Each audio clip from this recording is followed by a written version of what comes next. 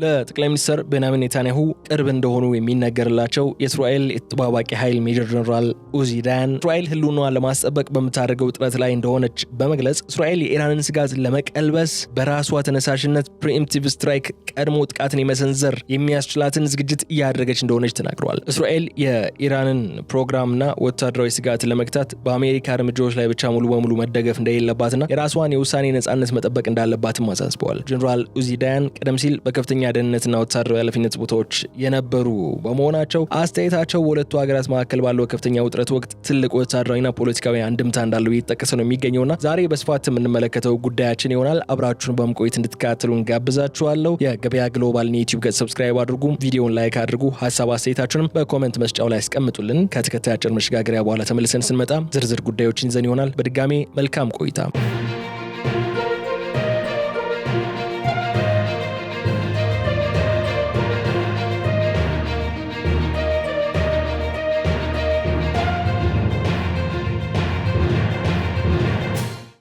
ጠቅላይ ሚኒስትር ቤንያሚን ኔታንያሁ የቅርብ የፖለቲካና የደህንነት ክበብ ውስጥ ከፍተኛ ተጽዕኖ ያላቸው የእስራኤል ተጠባባቂ ኃይል ሜጀር ጀነራል ኡዚ ዳያን ሀገራቸው በአሁኑ ወቅት የህልውና አደጋ በተጋረጠባትና ወደፊት እጣ ፋንታዋን በሚወስን ከፍተኛ የጦርነት ሁኔታ ውስጥ እንደምትገኝ በመግለጽ የኢራንን እየጨመረ የመጣው ወታደራዊና የኒውክሌር ስጋት በዘላቂነት ለመቀልበስ እስራኤል በራሷ ተነሳሽነት ቀዳሚ ወታደራዊ ጥቃት ወይም ፕሪኤምፕቲቭ ስትራይክ ለመሰንዘር የሚያስችላትን ሁሉን አቀፍ ዝግጅት እያደረገች እንደሆነም ይፋ አድርጓል። ይህ መግለጫ በእስራኤልና በቴህራን መካከል ለዓመታት ሲካሄድ የቆየው የጥላ ጦርነትና ቀጠናዊ ውጥረት ወደ አደገኛና ቀጥተኛ የጦርነት ምዕራፍ መሸጋገሩን የሚያበስርም ሲሆን የቴል አቪቭ የደህንነት ካቢኔ ሊሰነዘርበት የሚችለውን አጥፊ አደጋ አስቀድሞ ለማክሸፍ ሲልም የመከላከያ ሰራዊቷን የክትትልና የደህንነት መዋቅሯን እንዲሁም የጦርና የአየር ኃይሏን ወደ ከፍተኛ የዝግጁነት ደረጃ ማሸጋገሯ ተገልጿል።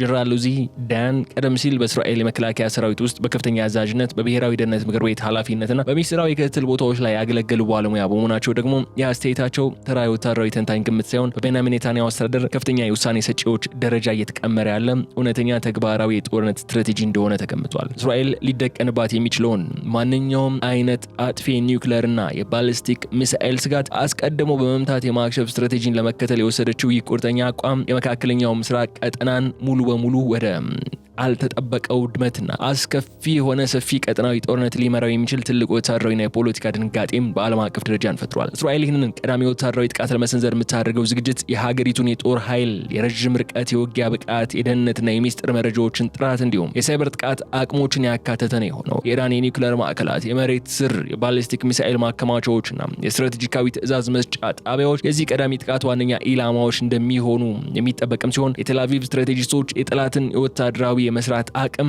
በመጀመሪያው የጥቃት ማዕበል ሙሉ በሙሉ ሽባ ማድረግን ዓላማ ያደረገ እንቅስቃሴም እያደረጉ እንደሆነ ተነግሯል። በተመሳሳይ ጊዜ የጀነራል ዳያን ንግግር እስራኤል የራሷን ደህንነት ለማስጠበቅ ስትል ማንኛውም አይነት መስዋዕትነት ለመክፈልና የቱንም ያህል ከባድ አደጋ የሚያስከትል ወታደራዊ እርምጃን ለመውሰድ ወደ ኋላ እንደማትል የሚያሳይ ሆኖ ተቀምጧል። ይህም የቴህራን አስተዳደር ወታደራዊ ዝግጅቱን እንዲያፋጥንና የመከላከያ ስትራቴጂውን እንደገና እንዲመረምር ያስገደደ ሲሆን በመካከለኛው ምስራቅ ያለውን የኃይል ሚዛንና ስትራቴጂካዊ ሁኔታ ወዳልተረጋገጠ አደገኛ አቅጣጫን እየመራው ይገኛል። እስራኤል የኢራንን የኒውክሌር ፕሮግራም እድገትና እየሰፋ የመጣውን ስትራቴጂካዊ ወታደራዊ ስጋት ሙሉ በሙሉ ለመግታት በሚደረገው ጥረት ውስጥ በዋሽንግተን ዲሲ ውሳኔዎች፣ ዲፕሎማሲያዊ እንቅስቃሴዎችና ወታደራዊ እርምጃዎች ላይ ብቻ ሙሉ በሙሉ መደገፍ እንደሌለባትና የራሷን የውሳኔ ነጻነት በጽናት ማስጠበቅ እንዳለባት ሜጀር ጀነራል ኡዚ ዳያን በከፍተኛ ትኩረት አሳስበዋል። ይህ አቋም በእስራኤልና በዋና ወታደራዊ እንዲሁም ፖለቲካዊ አጋሯ አሜሪካ መካከል በኢራን ጉዳይ ላይ ያለውን ስትራቴጂካዊ አመለካከትና የእርምጃ አወሳሰድ ልዩነት እየሰፋ መምጣቱን በግልጽም የሚያሳይ ሲሆን ዋሽንግተን የምትከተለው የዲፕሎማሲያዊ ድርድር፣ የኢኮኖሚ ማዕቀብና ቀስ በቀስ የሚተገበር የግፊት መንገድም ለቴል አቪቭ የህልውና ደህንነት በቂ ዋስትና ሊሆን አይችልም የሚል ስጋትን በእስራኤል ከፍተኛ አመራሮች ዘንድ መስፈኑ ያመለክታል። እስራኤል የራሷን ብሔራዊ ደህንነትና ህልውና የማስከበር መብቷም በውጭ ሀገራት የፖለቲካ ፍላጎት፣ የውስጥ ምርጫና ዓለም አቀፍ ዲፕሎማሲያዊ ስልቶች ስር ወድቆ መቅረት የለበትም የሚለው ይህ ቁርጠኛ አቋም ሀገሪቱ ከአሜሪካ ቀጥተኛ ፍቃድ ወይም ድጋፍ ውጭ እንኳን ቢሆን በራሷ ውሳኔ ብቻዋን ወታደራዊ እርምጃ ልትወስድ እንደምትችል ለዓለም አቀፉ አቀፉ ማህበረሰብ የተላለፈ እጅግ ግልጽና ጠንካራ መልእክት ሆኗል። ይህ የውሳኔ ነጻነት መርህ የእስራኤል ታሪካዊ ጠላቶች የኒውክሌር ብቃት እንዳያገኙ ለማድረግ የምትከተሉና ቀደም ሲል በኢራቅ እንዲሁም በሶሪያ የኒውክሌር ተቋማት ላይ የፈጸመችውን ቀዳሚ ጥቃት ወይም ፕሪኤምፕቲቭ ስትራይክ የሚያስታውስ ስትራቴጂካዊ መመሪያ ነው። በተጨማሪም አሜሪካ በመካከለኛው ምስራቅ የምታካሄደውን ሰፊ የጂኦፖለቲካዊ ሚዛን የማስጠበቅ የነዳጅ መስመሮችን የመጠበቅና የክልላዊ ጦርነቶችን የማስቀረቱ ጥረት የሚፈታተነው ይህ የእስራኤል አቋም በሁለቱ ሀገራት ከፍተኛ የደህንነት ካቢኔዎች መካከል ያለውን ውጥረትም አዲስ ደረጃ ላይ እንዲደርስ አድርጎታል። አሜሪካ የኢራንን የኒውክሌር እንቅስቃሴ በቁጥጥር ስር ለማዋል ረጅም ጊዜ የሚወስዱ ወታደራዊ ያልሆኑ መንገዶችን ቅድሚያ መስጠት ብትፈልግም እስራኤል ግን ኢራን የኒውክሌር ቴክኖሎጂ ባለቤት ለመሆን ከጫፍ በደረሰችበት በዚህ ወሳኝ ወቅት የጊዜ መርዘም ለቴህራን ተጨማሪ ድል ይሰጣል በሚል ታምናለች። በመሆኑም የሜጀር ጀነራል ኡዚ ዳያን ማስጠንቀቂያ እስራኤል ለራሷ ህልውና ስትል ማንኛውም አይነት ዓለም አቀፍ የፖለቲካ ተጽዕኖ አልፋ የመንቀሳቀስና የራሷን ወታደራዊ የጊዜ ሰሌዳ ብቻ የመከተል ቁርጠኝነት እንዳላት ያረጋግጣል። ይህም በዋሽንግተን ከቴል አቪቭ ጋር ያላትን ወታደራዊ ጥምረት እንደገና እንድትመረምር የሚያስገዳት ከመሆኑም በላይ እስራኤል የምትወስደው ማንኛውም ገለልተኛ እርምጃ አሜሪካ ሳትወድ በግዷ ወደ ከፋ ቀጠናዊ ግጭት ሊያስገባት የሚችልበትን አደገኛ ሁኔታ የሚፈጥር ሆኖ እናገኘዋለን።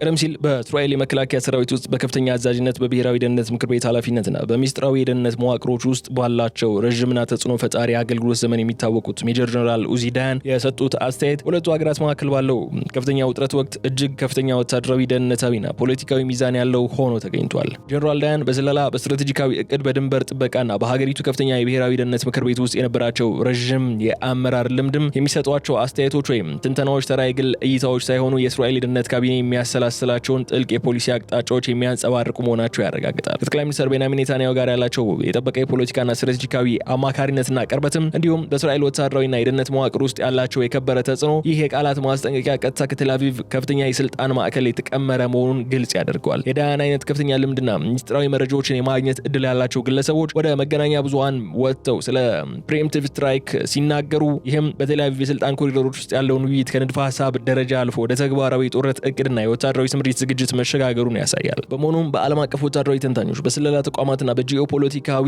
ሂደቶች ዘንድ የጀነራል ዳያን ንግግር እስራኤል ወደ ጦርነት ለመግባት ዝግጅቷን ማጠናቀቋን የሚያበስርና የቴህራንን ምላሽ እንዲሁም የመከላከል አቅም ለመለካትም የተወረወረ ስትራቴጂካዊ ሙከራ ድንጋይ ተደርጎ ተወስዷል። የእሳቸው ንግግር በኢራን ወታደራዊ አዛዦች ዘንድም ቀላል የማይባል ስጋት የፈጠረ ሲሆን የቴህራን የአየር መከላከያ ስርዓቷን ለማጠናከርና የመከላከያ ስትራቴጂዋን እንደገና እንድትመረምር የሚያስገድደው ሆኗል። የወታደራዊ ባለስልጣኑ የቃላት ክብደት እስራኤል በያዘችው የማስፈራራትና ዝግጁነትን የማሳየት ስትራቴጂ ውስጥ ትልቅ ሚና የሚጫወት ሲሆን ለዓለም አቀፉ ማህበረሰብም ቢሆን ሁኔታው ከቁጥጥር ውጭ ከመውጣቱ በፊት በኢራን ላይ የጠበቀ ጫና እንዲፈጠር የተደረገ ስትራቴጂካዊ ጥሪ ነው ሆኖ የምናገኘው። ዳያን ያላቸው ታሪካዊ ሁኔታና የደህንነት እውቅና አስተያየታቸው በዋሽንግተን በአውሮፓ ህብረትና በመካከለኛው ምስራቅ ዋና ከተሞች ውስጥ ከፍተኛ ትኩረት እንዲሰጠው ያስገደደ ሲሆን የእስራኤልን የወታደራዊ እርምጃ ቁርጠኝነትም በግልጽ ያሳየ ክስተት ነው የሆነው። እስራኤል የኢራን የኒውክሌር መርሃ ግብር እያሳየ የመጣውን ፈጣን የቴክኖሎጂ እድገትና ወደ ላቀ ደረጃ መሸጋገር ለሀገሯ ህልውና የተደቀነ ቀጥተኛና ሊቀለበስ የማይችል ስጋት አድርጋን በመቁጠር ኢራን የኒውክሌር መሳሪያ ባለቤት እንዳትሆን ለመግታት ማንኛውም አይነት ከባድ መስዋዕትነት ለመክፈልና በወታደራዊ እርምጃ ለመውሰድ ዝግጁ መሆኗን በይፋ ትገልጻለች። የኢራን የዩራኒየም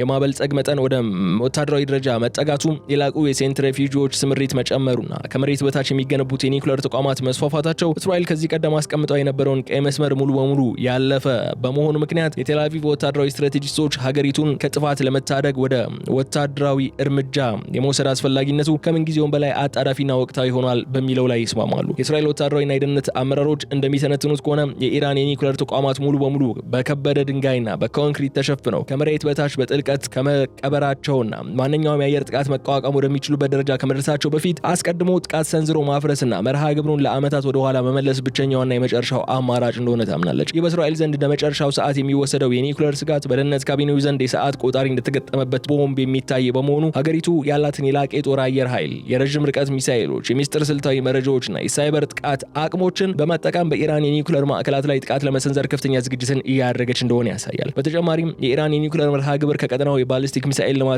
ከታጣቂ ቡድኖች ድጋፍ ጋር ተያይዞ መሄዱ እስራኤል ለደህንነቷ የምታደርገውን ስጋት የበለጠ አብዝቶታል ነው የተባለው። ቴል አቪቭ ኢራን የኒውክሌር መሳሪያ ከታጠቀች በመካከለኛው ምስራቅ ያለውን የኃይል ሚዛን ሙሉ በሙሉ እንደሚቀየርና እስራኤልም የመከላከል አቅሟ እንደሚዳከም ስለምትረዳ የአደጋውን ከመሆኑ በፊት በገዛ እጇ እርምጃ ለመውሰድ ቆርጣን ተነሳለች። ይህ ሁኔታ ሁኔታ በቴል አቪቭና በቴህራን መካከል ያለውን የቃላትና የወታደራዊ ፍጥጫ ወደ ከፍተኛ የጥፋት መንገድ ያሸጋገረው ሲሆን የኢራን የኒውክሌር ተቋማት ወደፊት ዕጣ ፈንታም የመላው ቀጠናውን የሰላምና የጦርነት አቅጣጫ የሚወስን ዋነኛ ምክንያት እንዲሆን አድርጎታል። በዓለም አቀፍ ሕግ በብሔራዊ ደህንነት ዶክትሪንና በወታደራዊ ሳይንስ ዘንድም ከፍተኛ ክርክርና ትኩረት የሚስበው ቀዳሚው ጥቃት ወይም ፕሪኤምፕቲቭ ስትራይክ እስራኤል የጠላት ወታደራዊ እንቅስቃሴና አጥፊ ጥቃት እስኪሰነዘርባት ድረስ ተቀምጣ ሳትጠብቅ ስጋቱን ገና ከምንጩና ከተደራጀበት ማዕከል ላይ ለማድረቅ የምትጠቀምበት እጅግ አደገኛና ወሳኝ ወታደራዊ ስትራቴጂ ነው። ይህ አይነት ስትራቴጂካዊ እርምጃ የጠላትን ዋነኛ ወታደራዊ መሰረተ ልማቶች፣ የኒውክሌር ተቋማትን፣ የአየር መከላከያ ስርዓቶችና የስትራቴጂካዊ ትዕዛዝ መስጫ ማዕከላትን በአንድ ጊዜ ባልተጠበቀ ፈጣን ጥቃት በማሳጣት የጠላትን የመስራትና የመልሶ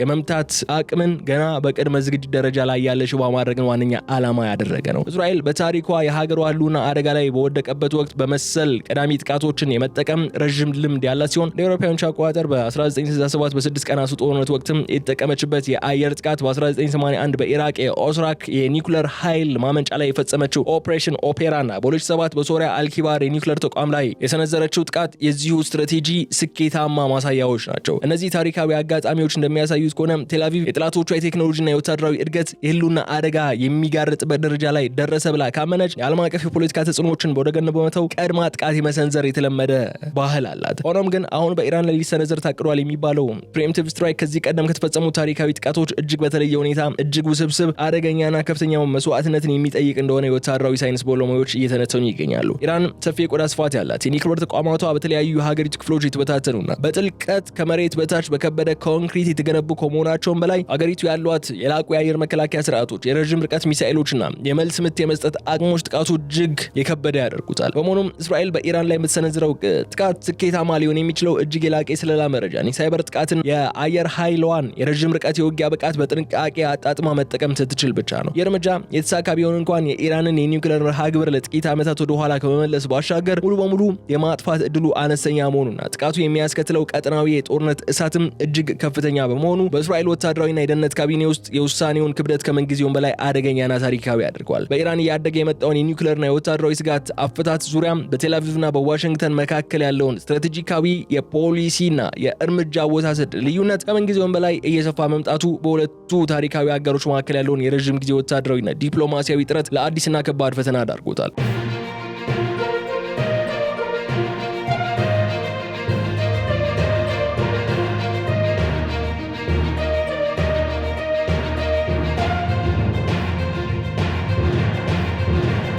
ዋሽንግተን በበኩሏ የኢራንን የኒውክሌር ፍላጎት በቁጥጥር ስር ለማዋል ባለብዙ ወገን ዲፕሎማሲያዊ ድርድርን፣ የጠበቁ የኢኮኖሚ ማዕቀቦችና ከቀጠናው ሀገራት ጋር የሚደረጉ የደህንነት ጥምረቶችን እንደ ዋነኛ መፍትሄ አድርጋ የምትከተል ሲሆን ዓለም አቀፍ የነዳጅ ገበያን የሚረብሽና የአሜሪካን ወታደሮች አደጋ ላይ የሚጥል ሰፊ የመካከለኛው ምስራቅ ጦርነት እንዳይቀሰቀስም ከፍተኛ ጥንቃቄን ታደርጋለች። በተቃራኒው እስራኤል ይህ የዋሽንግተን ረዥም ጊዜ የሚወስድ ዲፕሎማሲያዊና ወታደራዊ ያልሆነ አካሄድ ለቴህራን ተጨማሪ ጊዜ በመስጠት የኒውክሌር መሳሪያ ባለቤት እንድትሆን ያመቻቻል የሚልም ጽኑ እምነት አላት። የእስራኤል ደህንነት ካቢኔ የኢራን የዩራኒየም የማበልጸግ ፍጥነትና የቴክኖሎጂ እድገት ከአሜሪካ የዲፕሎማሲ ሰንጠረዥ ይልቅ በፍጥነት እየገሰገሰ መሆኑን በመገንዘብ በዋሽንግተን የትዕግስት ፖሊሲ ላይ ያላትን እምነት ሙሉ በሙሉ እንድታጣ አድርጓታል። ሜጀር ጀነራል ኡዚ ዳያን እስራኤል በራሷ ውሳኔና ፍላጎት የመንቀሳቀስ መብቷን ማስከበር አለባት ሲሉም የሰጡት ማብራሪያ የዋይት ሃውስ አስተዳደር ወታደራዊ እርምጃውን ባይደግፈው ወይም በቀጥታ ባይሳተፍበት እንኳን ቴል አቪቭ የራሷን ብሔራዊ ደህንነት ለማስጠበቅ ስትል ብቻዋን ወደ ወታደራዊ ጥቃት ከመግባት ወደ ኋላ እንደማትል የሚያረጋግጥ ነው። ይህ ስትራቴጂካዊ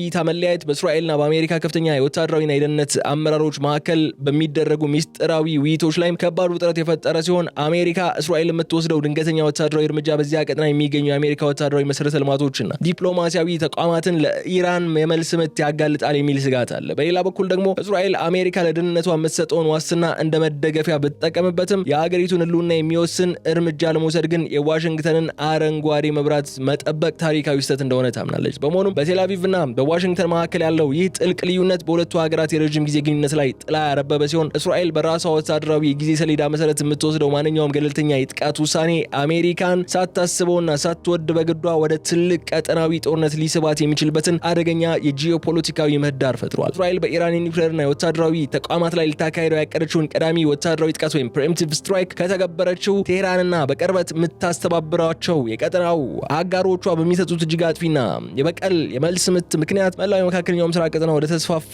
ቁጥጥር ወደሌለውና አውዳሚ ወደሆነ የጦርነት እሳት ውስጥ ሊገባ የሚችልበት እድል እንዳለ ይገመታል። የኢራን ወታደራዊ ከፍተኛ አዛዦች ከዚህ ቀደም በተደጋጋሚ እንደገለጹት በማንኛውም የእስራኤል ጥቃት ላይ የሚሰጠው ምላሽ የተወሰነ ወይም የተገደበ ሳይሆን በእስራኤል ዋና ዋና ከተሞች፣ ወታደራዊ ማዕከላት፣ የአየር ማረፊያዎችና ስትራቴጂካዊ ኃይል ማመንጫዎች ላይ የሚዘንብ የከበደ የባሊስቲክ ሚሳኤሎችና የአጥፊ ድሮኖች ማዕበል ይሆናል ነው የሚሉት። ኢራን ያሏትን በሺዎች የሚቆጠሩ ርቀቶችን የሚያካልሉና መካከለኛ ርቀት የሚወነጨፉ ሚሳኤሎችን በመጠቀም የእስራኤልን የአይረን ዶም፣ የአሮ እንዲሁም ሌሎች የመከላከያ ስርዓቶችን በመጫን ሰፊ ውድመትን ለማድረስ የምትሞክር ሲሆን ከዚህ በተጨማሪ በስሯ ያሉትን በእስራኤል ድንበሮች ዙሪያ የሚገኙትን አጋሮቿን ሙሉ በሙሉ ወደ ጦርነቱ ልታስገባቸው ትችላለች ተብሎ ይጠበቃል። በሊባኖስ የሚገኘው ሂዝቦላህ ያቀበላቸውን እጅግ ዘመናዊና በርካታ ቁጥር ያላቸው ሚሳኤሎች ወደ እስራኤል የኢንዱስትሪና የህዝብ ማዕከላትን በመተኮስ ሰሜናዊን ግንባር ሲያጨናንቅ፣ በየመን የሚገኙ ሁቲዎችና በኢራቅ እንዲሁም በሶሪያ የሚንቀሳቀሱ ታጣቂዎች ደግሞ ጥቃቱን ከተለያዩ አቅጣጫዎች በማፋፋም በእስራኤል ላይ ዘመናዊ የብዙ ግንባር ጦርነትን ለመክፈት ያስችላቸዋል። ከዚህም በላይ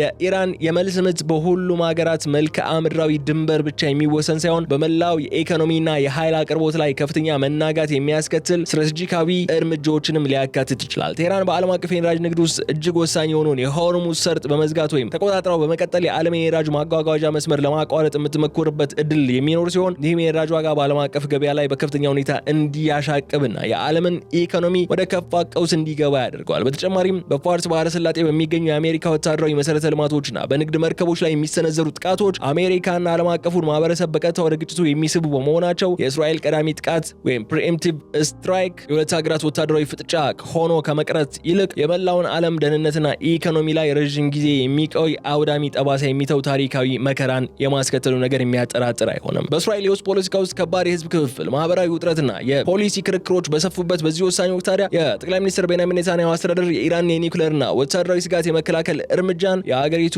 ዋነኛና አጣዳፊ የብሔራዊ ደህንነት አጀንዳ አድርጎ ይዞታል። የሜጀር ጀነራል ኡዚ ዳያን ይፋዊ መግለጫ የኔታንያሁ መንግስት የውጭ ህልውና ስጋትን በማጉላት የውስጥ ፖለቲካ አንድነትን ለመፍጠር የተቃውሞ ድምጾችን ለማስታገስና በቴህራን ላይ የመጨረሻውን ጥብቅ ወታደራዊ አቋም ለመውሰድ ያቀደውን ስትራቴጂካዊ መንገድ በግልጽ የሚያንጸባርቅም ነው። በእስራኤል የደህንነት ካቢኔና በወታደራዊ ከፍተኛ አመራር ዘንድ የኢራን ጉዳይ የሀገሪቱን ታሪካዊ ህልውና የሚወስን አደጋ ተደርጎ በመወሰዱ ደግሞ የውስጥ የፖለቲካ ልዩነቶችና አለመግባባቶች ወደ ጎን ተገፍተው ለሀገሪቱ የመከላከያና የጥቃት ዝግጅት ቅድሚያ የመስጠት አዝማሚያ እየጎላ መጥቷል። ጠቅላይ ሚኒስትር ቤንያሚን ኔታንያሁ በፖለቲካ ዘመናቸው በሙሉ የኢራንን የኒውክሌር መርሃ ግብር የእስራኤልን ዋነኛ ጠላት አድርገው በመሳል የሚታወቁ ሲሆን አሁን የተፈጠረው ከፍተኛ ቀጠናዊ ውጥረት ጠንካራና የማያወላውል የአመራር ብቃታቸውን ለማሳየትን ምቹ ምህዳር ፈጥሮላቸዋል። የኡዚ ዳያን አይነት ለኔታንያሁ እጅግ ቅርብ የሆኑ ከፍተኛ የደህንነት ባለስልጣናት የሚሰጧቸው ጠንካራ ወታደራዊ መግለጫዎች ህዝቡ ለከፋ የጦርነት ሁኔታና መስዋዕትነት ለማዘጋጀት እንዲሁም ሀገሪቱ በሙሉ ከወታደራዊ ውሳኔው ጀርባ እንድትቆም ለማድረግ የታሰበም ስነ ልቦናዊና ፖለቲካዊ ዝግጅት አካል ተደርጎ ነው የሚቀመጠው። ይህ ሁኔታ ኔታንያሁ ሀገሪቱን ከውጭ ጠላት የሚታደግ ጠንካራ መሪ እንደሆኑ አድርገው ምስላቸውን እንዲገነቡ የሚያስችላቸው ከመሆኑም በላይ አስፈላጊ ሆኖ ከተገኘም ከአሜሪካ ወይም ከዓለም አቀፉ ማህበረሰብ ፍላጎት ውጭ ፈጣንና አውዳሚ የጦርነት ውሳኔ ለማሳለፍ የሚያስፈልጋቸውን የውስጥ የፖለቲካ ድጋፍና ህጋዊነትንም እያመቻቸላቸው ነው የሚገኘው። በተጨማሪም በእስራኤል ወታደራዊና የደህንነት ተቋማት ውስጥ በኢራን ላይ የሚወሰደው እርምጃ ጊዜና ስልት ዙሪያ የተለያዩ እይታዎች ቢኖሩም የኔታንያሁ አስተዳደር ውሳኔ መስጠት ማዕከሉን በማጠናከር ወታደራዊ ዝግጅቱን ማፋጠንን መርጧል ነው የተባለው። የኢራን ስጋት ፖለቲካ መጫወቻ ሳይሆን የእስራኤል የወደፊት ደህንነት መሰረት አድርገው በማቅረብ የኔታንያሁ ካቢኔ ተቃዋሚዎችና የህብረተሰቡን ክፍሎች በብሔራዊ ደህንነት ጥላ ስር ለማሰባሰብ እየሰራ መሆኑን ያሳያል።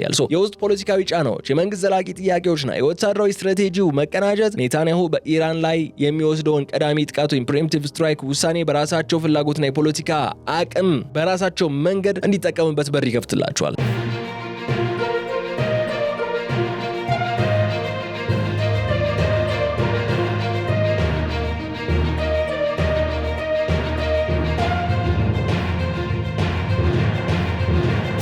በእስራኤልና በኢራን መካከል ያለው ወታደራዊና የደህንነት ፍጥጫ ከምንጊዜውም በላይ ወደ ከፋ የጦርነት ደረጃ መሸጋገሩን ተከትሎ ደግሞ የተባበሩት መንግስታት ድርጅትም የአውሮፓ ህብረትና የተለያዩ ዓለም አቀፍ የዲፕሎማሲ ማዕከላት የቀጠናውን ውጥረት ለማረጋጋትና ግጭቱን በንግግር ለመፍታት በሚያደርጉት ጥረት ሙሉ በሙሉ ውድቀት እየገጠመው ነው የሚገኘው። ዓለም አቀፉ ማህበረሰብ እስራኤል በኢራን ላይ ልታካሄደው ያቀደችውን ወታደራዊ ጥቃት ወይም ፕሪኤምፕቲቭ ስትራይክ ከተገበረች እርምጃው አጠቃላይ መካከለኛው ምስራቅ ቀጠናን ወዳልተጠበቀ አውዳሚ ጦርነትን በመክተት የዓለምን የኃይል አቅርቦት፣ የንግድ መስመሮችና የጂኦፖለቲካ ማዕቀፎች ሀገሮችን አደጋ ላይ ጥሎ ሰብአዊ ቀውስን የሚያስከትል ይሆናል የሚል ከፍተኛ ስጋት አድሮባቸዋል። ሆኖም ግን የእስራኤል የደህንነት ካቢኔና ከፍተኛ ወታደራዊ አመራሮች ለዓለም አቀፉ ማህበረሰብ ጥሪዎች፣ ለዲፕሎማሲ ድርድር አማራጮችና የኢኮኖሚ ማዕቀቦች የሚሰጡት ቦታ እጅግ አናሳ መሆኑን በተግባር እያሳዩ ይገኛል። ቴልአቪቭ ለዓመታት የተካሄዱ ዲፕሎማሲያዊ ውይይቶች የኢራን የኒውክሌር መርሃ ግብር ከማስቆም ይልቅ ለቴህራን ተጨማሪ ጊዜን በመስጠት የቴክኖሎጂ አቅሟን እንድታሳድግ ብቻ እንደተጠቀሙትን በመግለጽ የአገሪቱን ህልውና ለማስጠበቅ በራሷ ወታደራዊ ኃይልና ገለልተኛ እርምጃ ላይ ብቻ ለመደገፍ መወሰኗ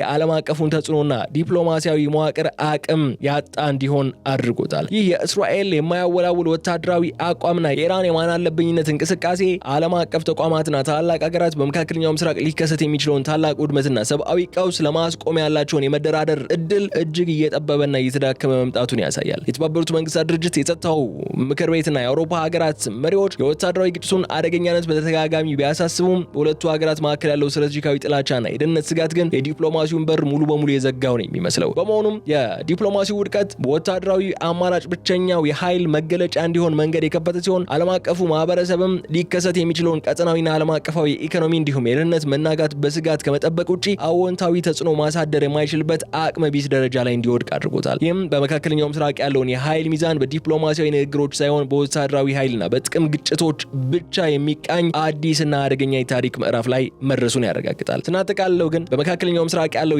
የጂኦፖለቲካዊና የወታደራዊ ሁኔታ እጅግ ወሳኝና አደገኛ የታሪክ ምዕራፍ ላይ የደረሰ ሲሆን የእስራኤል ቀዳሚ ወታደራዊ ጥቃት ወይም ፕሪኤምፕቲቭ ስትራይክ ቅድመ ዝግጅት የመላው ቀጠናን እንዲሁም የዓለምን የወደፊት እጣ ፋንታ ሙሉ በሙሉ ሊለውጥ የሚችል ስትራቴጂካዊ አቅጣጫን ይዟል። ወደፊት ሊከሰቱ የሚችሉ ዋና ዋና አደገኛ ትዕይንቶች እስራኤል ከአሜሪካ ፍቃድ ውጪ በራሷ ውሳኔ ብቻዋን የምትሰነዝረው ድንገተኛና አውዳሚ ወታደራዊ ጥቃት፣ አሜሪካ ሁኔታውን ከቁጥጥር ውጪ ከመውጣቱ በፊት በወታደራዊ እንቅስቃሴው ላይ በቀጥታ በመሳተፍ የኢራን ተቋማት ማፍረስ ወይም ኢራን የእስራኤልን ዝግጅት ተከትላ አስቀድማ የመጀመሪያውን ጥቃት የመሰንዘር እርምጃ ልትወስድ የምትችልባቸው እድሎች ናቸው ከፊታችን ያሉት። የሜጀር ጀነራል ኡዚ ዳያን ይፋዊ ማስጠንቀቂያ እስራኤል ለማንኛውም ከባድና የከፋ የታሪክ አጋጣሚ ዝግጁ መሆኗን፣ የደህንነት ስጋቷን በራሷ እጅ ለመፍታት መቁረጧንና የሰላም ወይም የዲፕሎማሲ በሮች ሙሉ በሙሉ እየተዘጉ መሆናቸውን ያረጋገጠም ወሳኝ ሁነት ማጠቃለያ ነው። በቴልአቪቭና በቴህራን መካከል ያለው ፍጥጫ ከቃላትና ከጥላ ጦርነት አልፎ ወደ ቀጥተኛ ሁሉን አቀፍና አውዳሚ ግጭት የተሸጋገረ በመሆኑ መላው ቀጠና ወዳልተጠበቀ ውድመት፣ የህዝብ መፈናቀልና የኃይል ሚዛን መለወጥ በፍጥነት እየተጓዘ መሆኑን ያመላክታል። ስለሆነ በመጪ ቀናት፣